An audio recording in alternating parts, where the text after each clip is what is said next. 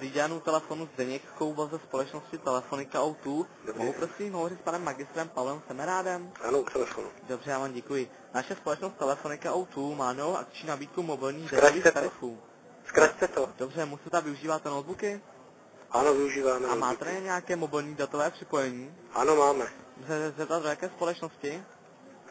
Z konkurenční. A musíte ten sám ještě vázaný nějakou smlouvou? Jsme i nejsme. Ale takhle, budu slušnej a řeknu vám, že je vám potom hovno. Tak jsem to řekl hodně slušně. Řeknu vám proč. Protože mi začínáte něco nabízet.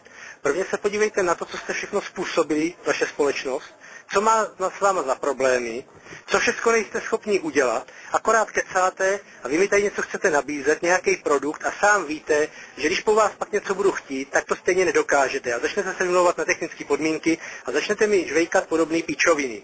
Prvně se podívejte na to, že nemám na Podsetkách na ulici Brno Podsetky zapojený telefon rok a půl.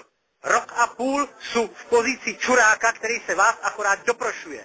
Že nemám na penzionu v Hevlíně zapojený telefon od loňského roku. Rok se vás doprošuju. Že nemám přeložku z ulice Souhrady na ulici Podsetky dalšího telefonu. Víc než rok se vás doprošuju. Že nemám 2 telefony v Brně Jihlavská 34 a pak mi teprve zavolejte. Do té doby se neopovažujte zvednout telefon a zavolat mi. Je vám to jasný, pane? Já jsem vás zrušil a přeji vám příjemný. Je vám to jasný, co jsem řekl? Mějte se hezky, nashledanou. Tak jdi do prdele, vole.